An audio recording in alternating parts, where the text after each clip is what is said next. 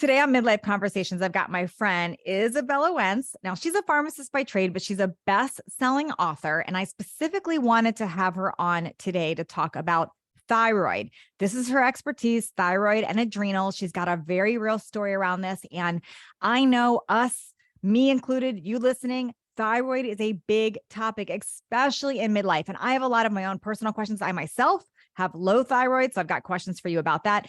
People listening, we hear hypo, hyper. I want to get to the bottom of what the difference on all of that is, how we can treat things. When do we need medications? Can we treat things naturally? What can we do naturally? So thank you so much for being here today. Hey, Natalie, it's so good to be here with you. Thanks for having me. So let's back up. How did thyroid become such an interesting topic to you? When did this become of interest to you? So full disclosure, I was never interested in thyroid health during pharmacy school. I just thought it was like a very boring condition with very few drugs for it, right? And it wasn't until I was in my 20s and had already graduated from my doctorate program in pharmacy where I learned that I had Hashimoto's thyroiditis, an autoimmune condition that leads to an underactive thyroid. At that point, I had been going to doctors like almost every year, trying to get a diagnosis because I had chronic fatigue, I had palpitations, I had hair loss, carpal tunnel in both arms, acid reflux, irritable bowel syndrome, just like a long laundry list of symptoms where every few months I felt like I would get a new symptom.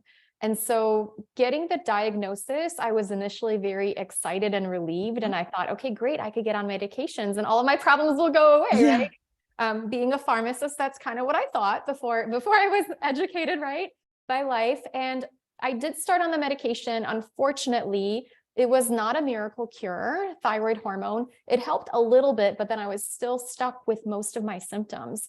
And so I really got into the world of thyroid health, functional medicine, root cause medicine in an effort to heal myself and recover from a whole host of symptoms. And that's how I became, I guess, a Hashimoto's thyroid expert / human guinea pig, just really trying to get myself better. Can you have one without the other? If you have low thyroid, can you have that and not be Hashimoto's? Can you be Hashimoto's, not low thyroid? What's the difference and where do they come together? Such a good question. So Hashimoto's is an autoimmune condition. This is what it means is basically the immune system has recognized the thyroid gland as a foreign invader and has launched an attack against the thyroid gland. Generally, people will have elevated thyroid antibodies. The two to test for are TPO and TG antibodies. And these can actually be elevated for 10 years, sometimes 15 years, before a change in thyroid function can happen. Now, in those 10 years, people might experience anxiety. They may experience mood swings. They can experience multiple miscarriages. These are the people that are going to their doctors and they're saying, I don't feel good. Something is off. I just don't feel well. But they're sort of told that it's in their heads or they're hypochondriacs. Oftentimes, only one test is done for their thyroid, which is TSH. Now, TSH is an indirect measure of thyroid hormones. It essentially is a test that becomes elevated when our body senses that we don't have enough thyroid hormones on board when we become hypothyroid. Hypothyroidism is oftentimes a consequence of Hashimoto's. So when you've had Hashimoto's and this damage to your thyroid gland for a prolonged period of time, eventually your thyroid gland won't be able to make enough thyroid hormones, and then you will become hypothyroid. Now, here's the interesting thing. Most people think that Hashimoto's is like a rare and exotic condition. It sounds like a Japanese sword fighter. It's not. It's very, very common. And 90 to 97% of people, women with hypothyroidism, they actually have Hashimoto's, but there's a good chance they've never been tested for it because their doctors didn't do the antibody tests. Whoa. Okay. So that's wild because I feel like some people either know and they're talking about that or they've never heard of it. So it's like it sounds like it's not often tested for. So how could you, when you have just low thyroid, what else could be causing that if it's not Hashimoto's? Generally, it would be in developing countries, it would be an iodine deficiency. This is rather uncommon in developed countries like the United States, like Australia and Europe. And then if you had your thyroid gland removed, or if you had had radioactive iodine done to your thyroid gland, that's going to be a chance, that's going to lead you to have hypothyroidism that's not autoimmune. And that's why origin. some people take iodine supplements thinking they'll fix it that way. What if you are not lacking in iodine? What other reason could you have low thyroid? Honestly, it's generally going to be Hashimoto's. 97% Hashimoto, of the interesting. case. Yeah. So it's interesting because I think a lot of us have been told different things. Like I'll tell you, I was told I don't have Hashimoto's, but I do have low thyroid. I don't have iodine deficiency. So that's interesting. So you're saying if you have been told you have low thyroid, it's either in your research and your studies, it's either iodine deficiency or Hashimoto's. Or if you've had your thyroid gland removed, treated by radioactive iodine, those are going to be the majority of the cases why people would have hypothyroidism. Okay. So why would they where does the thyroid hormone come into play? Like when they say go get T3 compounded, or where does that play? Is that what they did for you initially? Sure. So when you lose the ability to make your own thyroid hormone because you've had your thyroid gland removed, or because you've had Hashimoto's for a long time, it's generally going to be a really good idea to get on replacement thyroid hormone. Okay. And so this could be something like levothyroxine, which is known as T4, or it could be liothyronine, which you mentioned, which is known as T3, which is the more active thyroid hormone. Okay. And so either, anybody with any kind of hypothyroid condition could generally benefit from thyroid medication. And what is the downside to doing that? Is there a negative to taking those medications? And is that what thyroid medication is? Are you talking about a replacement then for the T3 or the T4? I don't think there's any drawbacks to thyroid hormones if you need them, right? So if you don't have enough thyroid hormone, getting more from a bioidentical tablet, this is going to be helpful, not harmful to you, because the hormones are just what would be made inside of your own body. The trouble that arises for many people is that they might take something like levothyroxine, which is T4, the standard of care, and they may not convert it to the more active thyroid hormone, which is known as T3. And so people will say, okay, I'm on thyroid medication, but I'm still gaining weight. I'm still losing hair. I'm still fatigued. I still have brain fog. And it's because they're not on the right type of thyroid medication. Whoa. Okay. And then there's a whole bunch of other things that could be interfering with your proper utilization of thyroid hormone in the body. And then there's the whole reason why do you actually have that inflammation in your body that's leading to the autoimmune response? And so from my perspective, you oftentimes have to take a holistic approach to really get the person thriving, feeling well, feeling human, feeling like they have a brain, and having, gorgeous hair and lots of energy, right? Yes. And I want to talk about some of this holistic approach, because I would assume whether you're taking medication or supplements or not, you still should take this holistic approach. So I'm going to ask you about that. I do have a few more questions though about the medication, because this is the thing that women tend to get super confused on.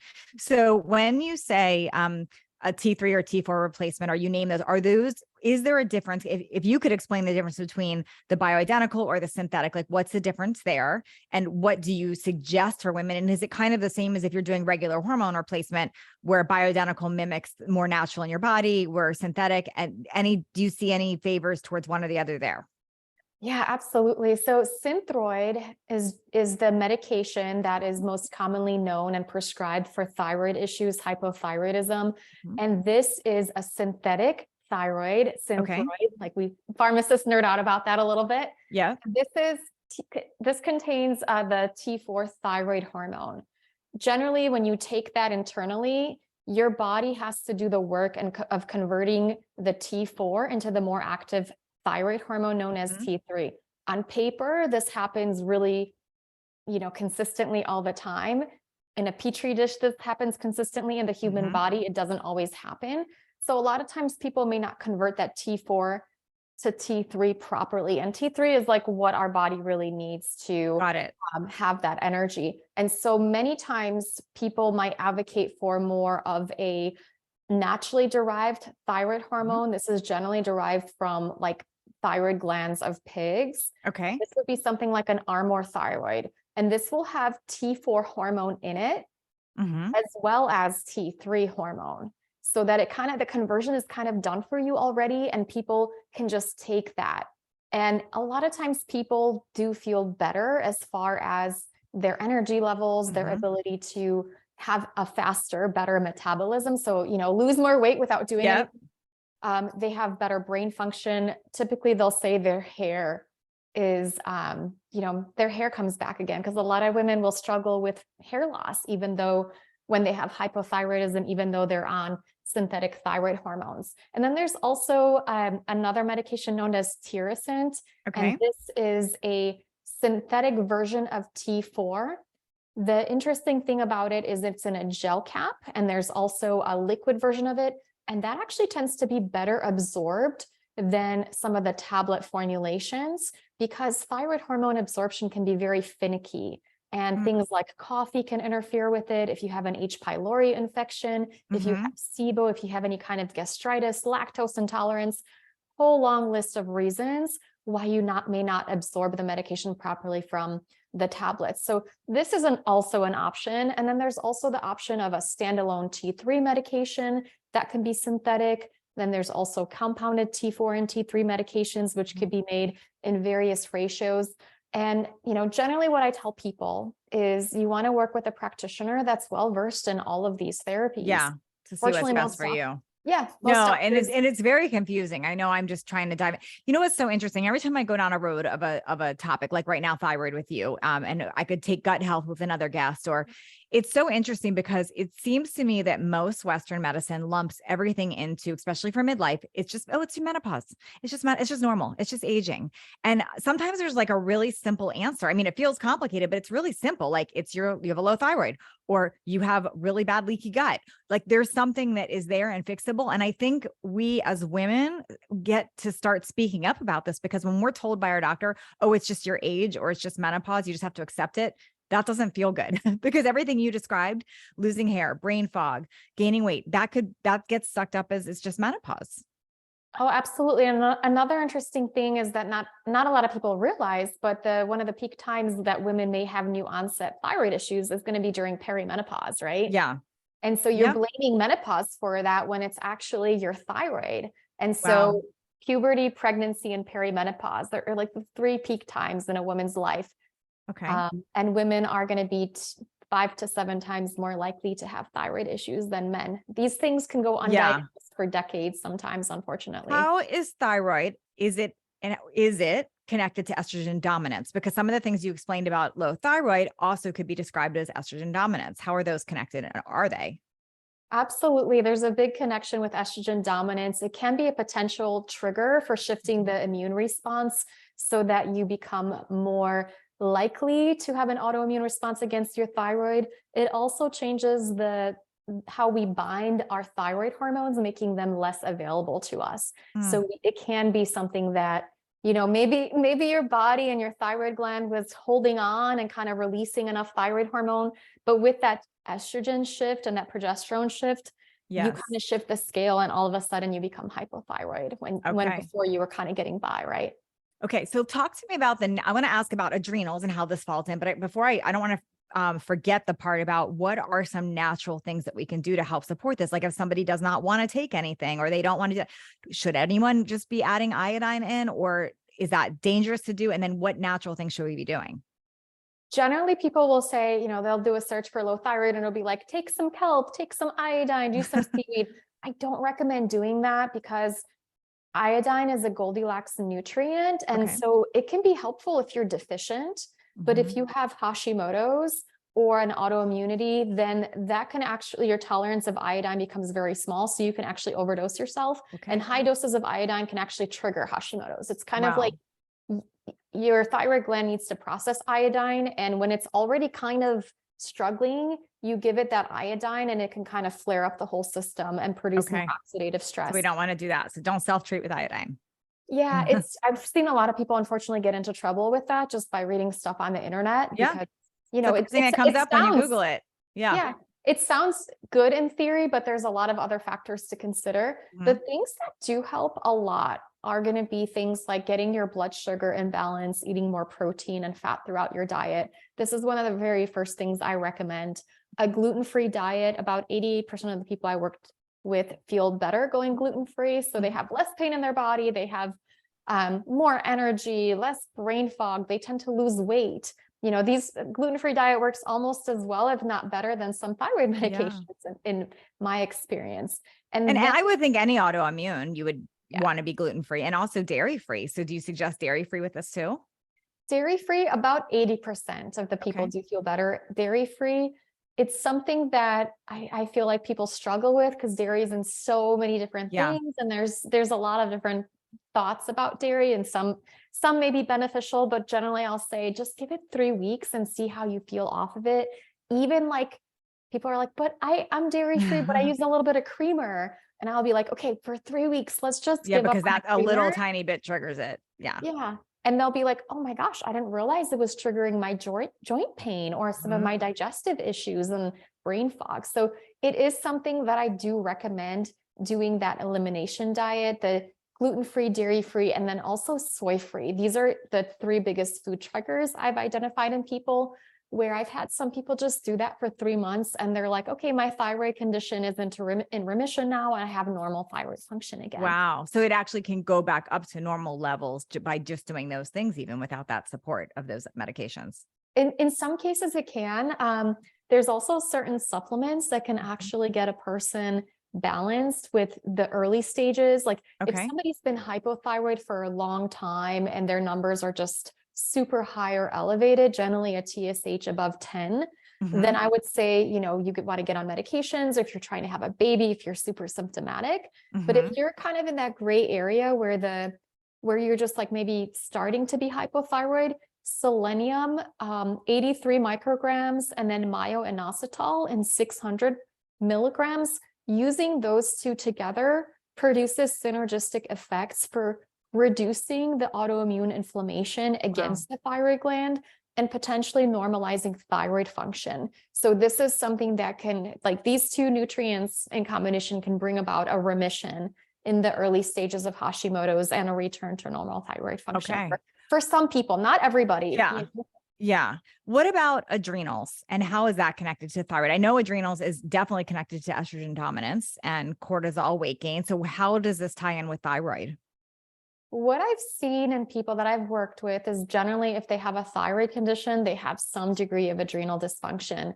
And whether that is cortisol that's too high, or Mhm. cortisol that's just bouncing all over at the place at the wrong time of day, or cortisol that's too low, they're going to be presenting with that. A lot of times I'll see women will get started on thyroid medications and they'll say, I feel better. And then Mhm. in a few weeks' time, they'll say they just crashed and they're like, I Wow. have more fatigue. I have more brain fog. What has happened? And so thyroid hormones can impact the clearance of cortisol from our bodies. When we don't have enough thyroid hormone on board, this can keep more cortisol in our bodies to compensate. When we get normalize the thyroid function, this can mean more cortisol gets cleared out, which can then reveal an imbalance. Like some people might have, good levels of cortisol because their Mhm. body is hypothyroid and keeping that cortisol around. But once we get them on thyroid hormone replacement, then that cortisol deficiency can manifest itself. And these are generally people who have a long-term history of trauma, inflammation in their bodies. Okay. And how do we know if we have adrenal fatigue? 'Cause I feel like that gets thrown around a lot, like adrenal Yeah. fatigue, and people think if they're stressed or adrenal. How realistic is that to a lot of people? I know you said with thyroid, they have some level of that. But in general, do you think adrenal fatigue is a more common problem than we recognize? Is it overdiagnosed? What's your take on that? I think it's not necessarily a diagnosis. It's kind of what happens to the body when it gets stuck in a chronic stress state. And I think a lot of us have Yeah, been stressed out, especially in the last few years. for I sure. feel like a decade ago, maybe it was not that common, but lately I'm like every other person I see, they have symptoms of it. So Mm, generally speaking, if you're feeling overwhelmed, if you're feeling anxious, if you have that, like you're just feeling edgy and irritable all the time, have trouble sleeping, have trouble waking up in the morning, these are some signs and symptoms that your adrenals are not producing cortisol at the right times of day in the right amounts. And so that's what I would consider that adrenal dysfunction, where you're really out of alignment with the circadian rhythm and you're not feeling energetic and calm and productive during the day, and you're not feeling sleepy at night. So it's kind of like a backwards. You don't feel in line with how you should be. So if it's less diagnosed and more a feeling, like more, how do you feel, more what's coming on with you? Should we all be treating it if we just think that way? And how do you treat it? And is there any, like, I guess that there's just not a lot of clear information. That's why I wanted to have you on and ask you these questions. There's just not a lot of clear information about it, because you'll get a standard answer from a doctor. Either they're going to go extreme and go take a Xanax and just tell you to chill out that way, or they just say, oh, go meditate. It's like too general, or it's too like, whoa, that's a drug. So what do we do? How do we start managing that? How do we start working on that? So generally, most of the people I've worked with, I will ask them the question, what happened in your life before you got sick? And they'll say, I was going through some period of extreme stress. And stress is at the root cause of adrenal dysfunction, where your body just loses its ability to adapt and handle stress. Part of what we need to do is we can replenish the nutrients that are typically burned out during a stress response. This would be like B vitamins, vitamin C, magnesium, electrolytes, kind of like very general things that people don't realize how helpful they can be. You know, I've had people who have menstrual cramps and it's like, that's magnesium, or hormonal issues. Yeah. Magnesium can help you with that, anxiety and sleep issues. That's just getting a little bit more magnesium into your body. Or, you know, pain in your body can be helped by electrolytes, as all kinds of cramping. So this is generally when I would start people off with just giving them that, and then focusing on some kind of way to shift your body into more of a relaxed state. So any tips on that? Because I think we as midlife women hear that, and then it's like, but how? Because you get all these thoughts and these things going on. So, and I feel like that actually can make you more anxious, even thinking about, I have to relax and not be anxious. So any tips you have on that? Definitely, I recommend going through and making a list of things that make you feel better and make you feel worse. For a lot of women that I've worked with, things that make them feel worse are being overscheduled and overcommitted. Things that make them feel better are going to be spending time in nature, doing crafts, doing arts, hanging out with friends, and picking out some of these things that make you feel better. I call them pleasurable activities, and trying to incorporate them into your day-to-day life.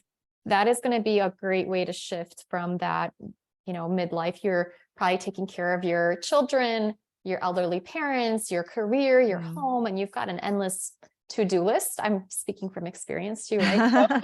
Yeah. And so really finding that opportunity to do things for yourself that are pleasurable, just a few minutes a day can shift you into that like parasympathetic, relaxing, healing state, out of that like fight or flight state that people get stuck in when they have adrenal dysfunction. So what do you do? I would love some actual, like, practical, like, what would you recommend doing? So like, this is the situation. You get wound up, and I can speak from experience because I've been there many times. Wound up, you're in a sense of something's urgent, and if you know you're in a stress ball moment, right? And it's urgent, and people think that you have to just keep taking action. I gotta handle this. I gotta handle this, which is the opposite of what you're saying. So what do you actually do to interrupt that? Because I know you're human, and that has to happen to you too sometimes. And it might feel like it's urgent and time sensitive and all the things. So do you catch yourself falling down that road? And like, how do you interrupt yourself? Or how do you actually ensure that you can get into that parasympathetic and do what you're practicing and talking about? One of the things I do is I have like a nighttime ritual. So I do an Epsom salt bath in the evenings, and that replenishes my magnesium levels. And that kind of helps me become more present.